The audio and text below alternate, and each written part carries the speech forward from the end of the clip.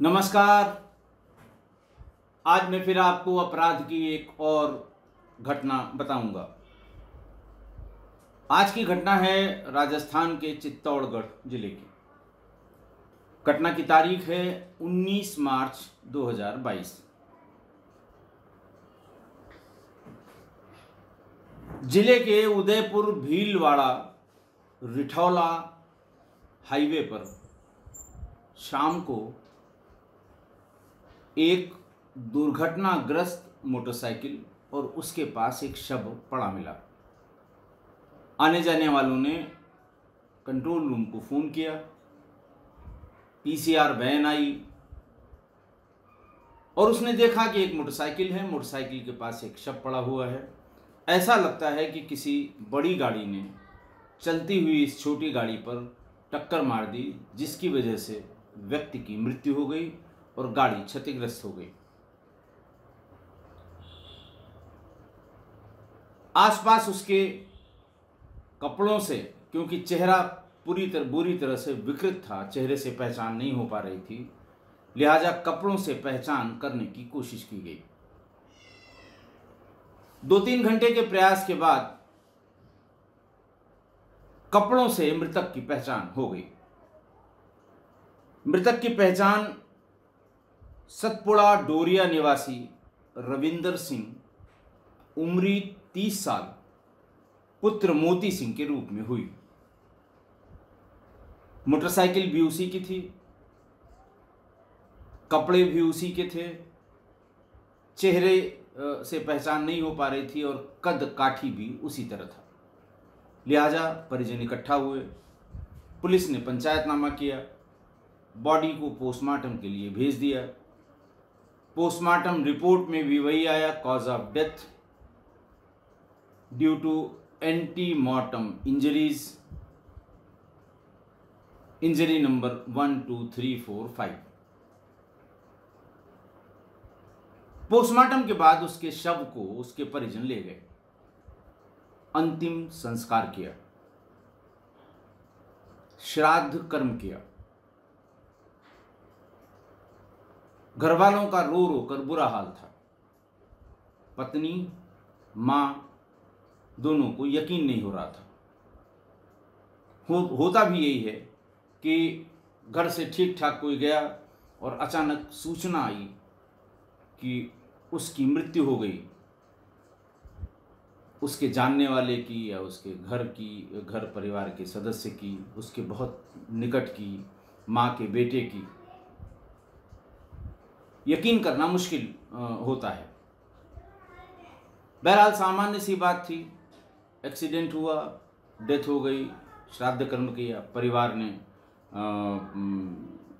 जो शोक होता है वो मना लिया।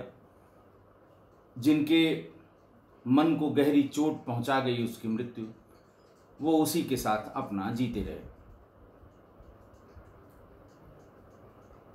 करीब 5 दिन बाद, इस घटना के करीब 5 दिन बाद, मृतक यानी रविंदर सिंह ने अपने छोटे भाई को फोन किया और कहा कि मैं जिंदा हूं। हाहाकार मच गया घर में कि उसकी तो हम लोगों ने अंत्येष्टि की, जलाया उसे और सारा श्राद्ध कर्म किया, ऐसा कैसे हो सकता है।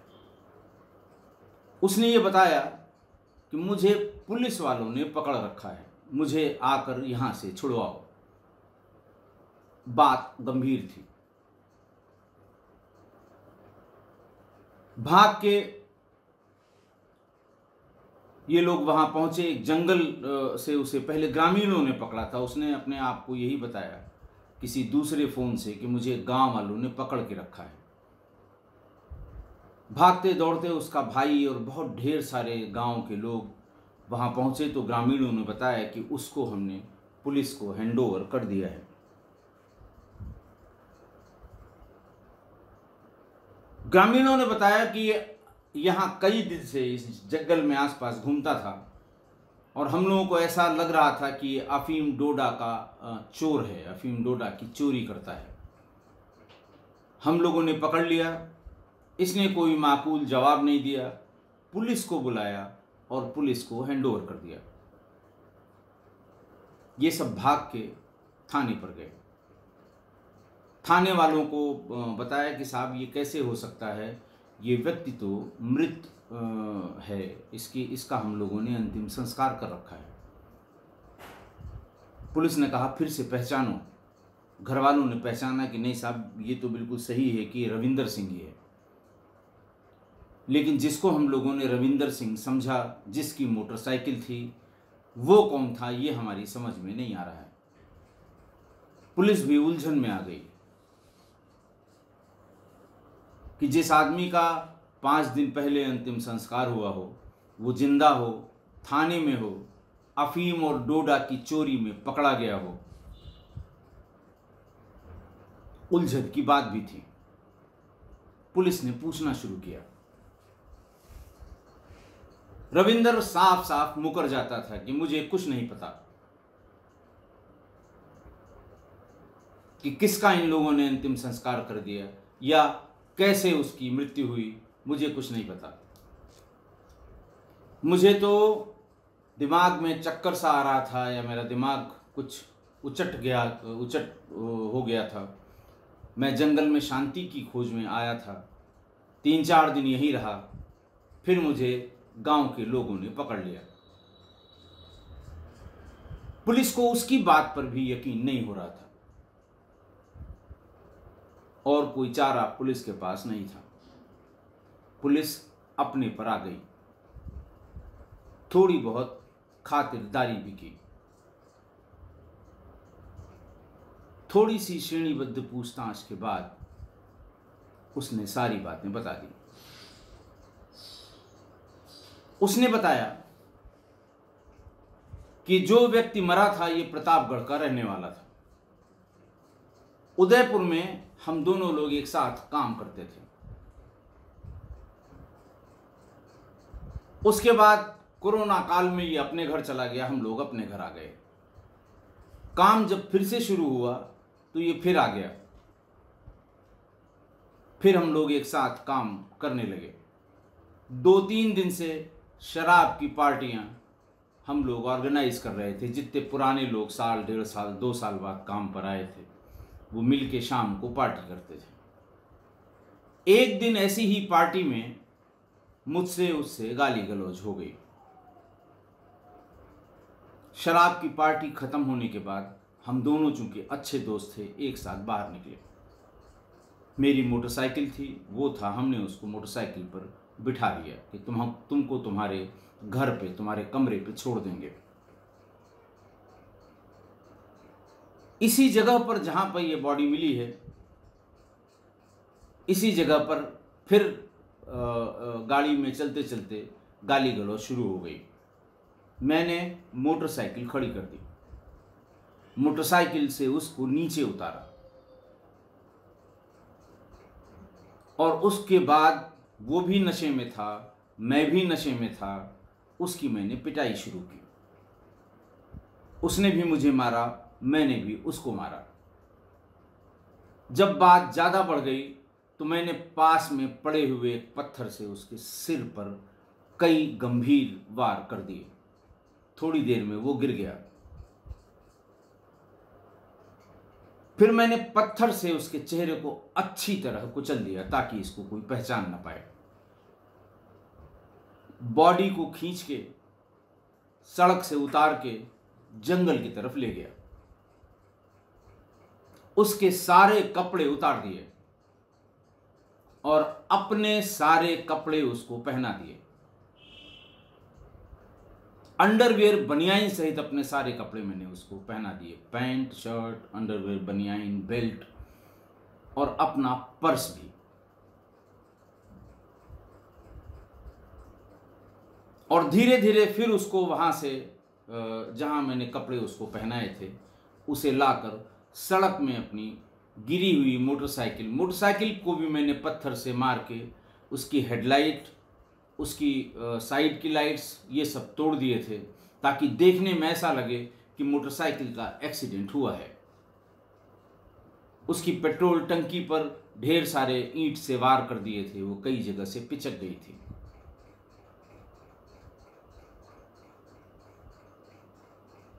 उसको वहीं छोड़कर मैं दरअसल बस से या टेम्पो से वहां से जाना चाहता था, लेकिन मुझे लगा कि अगर यहाँ से निकलूंगा मैं और कल को इस बॉडी का पता लगा तो हो सकता है लोग मुझ पर शक करें। मैं जंगल की तरफ चला गया। सवेरे होने पर मैं फिर पास के एक ढाबे में पहुंचा, वहां खाना खाया और फिर उसके बाद वहीं आसपास चक्कर लगाने लगा। अगले दिन शाम को पुलिस आई। मैं भी उस भीड़ में शामिल था जब पुलिस आई थी और उसके पहचान की प्रक्रिया शुरू हो रही थी। मैंने इस बीच में नए कपड़े खरीद लिए थे। नए कपड़े पहन के मैं उसी भीड़ में देखता रहा और अंत में जो पहचान की गई वो मेरी ही पहचान थी। मेरा काम पूरा हो गया था। मैं यही चाहता था कि लोग मुझे मरा हुआ समझ लें, फिर इसके बाद ढूंढेंगे कि किसने मारा है। कुछ दिन बाद मैं जिंदा होके वापस आऊंगा और फिर न मेरे खिलाफ कोई सबूत रहेगा, न मेरे खिलाफ कोई गवाही रहेगी। मैं बच भी जाऊंगा, मेरा काम भी पूरा हो जाएगा। पुलिस ने इस शातिराना जवाब, इस शातिराना बयान जब सुना तो उसका भी माथा ठनक गया कि कोई किस हद तक जा सकता है।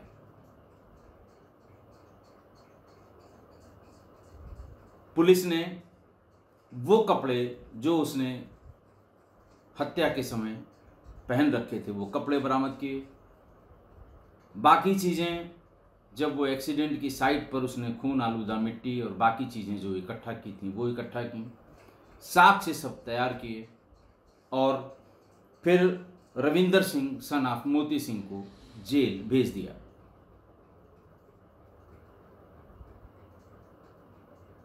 अब आज की घटना सिर्फ कपड़ों से और मोटरसाइकिल जो पड़ी हुई थी उससे उस व्यक्ति की पहचान हुई। बात ये कुछ समझ में कम आती है। इतनी भी क्या जल्दी थी घर वालों को कि कपड़े देख के मान लिया कि रविंदर है। प्रॉपरली उसका अंतिम संस्कार किया, जैसे धर्म रीति रिवाज से किया जाता है वैसे किया। पूरा गांव उसमें शामिल रहा। पोस्टमार्टम के समय भी पूरा गांव पोस्टमार्टम हाउस के बाहर था, पूरा घर भी था। पोस्टमार्टम के बाद जब बॉडी ली जाती है उस समय बॉडी के शरीर पर कोई कपड़े नहीं होते। सारे कपड़े या पहनावे के जो भी यूटेंसिल्स होते हैं वो पुलिस सील करके एक पोटली में थाने को भेज देती है। तब भी किसी ने पहचानने की कोशिश नहीं की।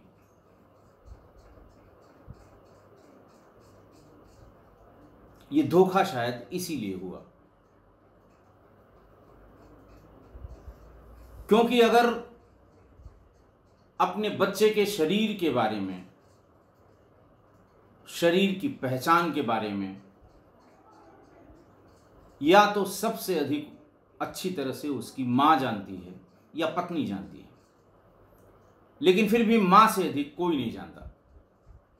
बचपन से ही मां को अपने सभी बच्चों के बारे में पता होता है कि इसके तिल कहां पे है। तिल के अलावा एक लक्षण होता है, लक्षण जिसे आप शुद्ध हिंदी में कहते हैं, स्लैंग में देहात में उसको लक्षण कहते हैं। शरीर के किसी न किसी भाग में कोई हल्का सा जिसे कहते हैं डार्क कलर का टेढ़ा मेढ़ा निशान हो, कोई हल्के कलर का जो पैदाइशी होता है, माँ जानती है उसे कि ये लक्षण है, हमारे हाथ में है, पैर में है, पेट में है, पीठ में है। बेटे के ये लक्षण है, बेटी के ये लक्षण है। जो उसके शरीर की पहचान का चिन्ह होता है, या फिर पत्नी जानती है। और इन दोनों से किसी ने पहचानने की कोशिश नहीं की। कपड़े देखे और मान लिया कि ये रविंदर सिंह थे। अंतिम संस्कार भी कर दिया। अब आप सोचिए, प्रतापगढ़ के उस नवयुवक का, जिसकी वो बॉडी थी, उसका परिवार उस दिन से तब तक, जब तक ये पता नहीं लगा, पूरा परिवार चित्तौड़गढ़ आकर अपने बेटे की या अपने भाई की तलाश करता रहा। अब उसको अंतिम संस्कार के लिए वो बॉडी भी उपलब्ध नहीं हो पाएगी। अगर सही सही पहचानने की कोशिश की गई होती तो कम से कम ये बात न होती। जिसका भी वो शव था, वो अपने शव को ले जाता और उसका अंतिम संस्कार करता। मेरा ये कहना था कि माँ से जब भी जरा सा भी डाउट हो किसी शव में, या ये भी हो सकता है कि कपड़ों से इतनी अच्छी तरह पहचान हो गई होगी कि किसी को इस सिलसिले में कोई डाउट नहीं था कि उसकी माँ को या उसकी पत्नी को उसे दिखाने की ज़रूरत पड़े। मैंने अपनी सेवा काल में जब भी इस तरह से कोई एक्सीडेंट में या अदरवाइज भी जब कोई मृत्यु होती है, तो ये हमेशा देखा है कि माँ और पत्नी जिद करती हैं कि मुझे एक बार दिखवा दीजिए, एक बार हम। और पोस्टमार्टम के सील की हुई जो वापस मिलती है बॉडी, फिर कभी कभी लॉ एंड ऑर्डर की गंभीर जब समस्या हो जाती है तो पुलिस ही वो चेहरे के ऊपर से वो सील की हुए सफ़ेद कपड़े को हटा के और उसके चेहरे को दिखाया जाता है। वैसे तो कहने के लिए ये है कि वो अंतिम बार अपने पति या अपने बेटे का वो महिला चेहरा देखना चाहती है, लेकिन उसके पीछे कहीं न कहीं ये तर्क भी होता है कि वो इस बात के लिए कन्फर्म होना चाहती है कि वो यही है कि कोई दूसरा है। इसलिए ये ज़रूरी है कि जब भी जरा सा भी, थोड़ा सा भी किसी के पहचान में डाउट हो तो हमेशा उसकी पति, उसकी पत्नी या उसकी माँ, अगर पुरुष है तो उसकी माँ, महिला है तो उसकी पत्नी, महिला है तो उसका पति या उसकी माँ, इनसे शरीर की उसकी पहचान अवश्य करा ली जाए। लेकिन माँ के पहचान के पैरेलल कोई दूसरी चीज़ नहीं हो सकती। वो तिल बता देगी, वो लक्षण बता देगी। और हम तो ये कहते हैं कि आपस की बातचीत में परिवार के बारे में सभी को इस बात का ज्ञान होना चाहिए कि 4 भाई बहन हैं या 3 भाई बहन हैं या 2 भाई बहन हैं, तो किसके शरीर में लक्षण कौन सा है ये माँ ज़रूर बता दे। और अगर वो नहीं बता पाती हैं तो आप अपनी माँ से पूछ लें।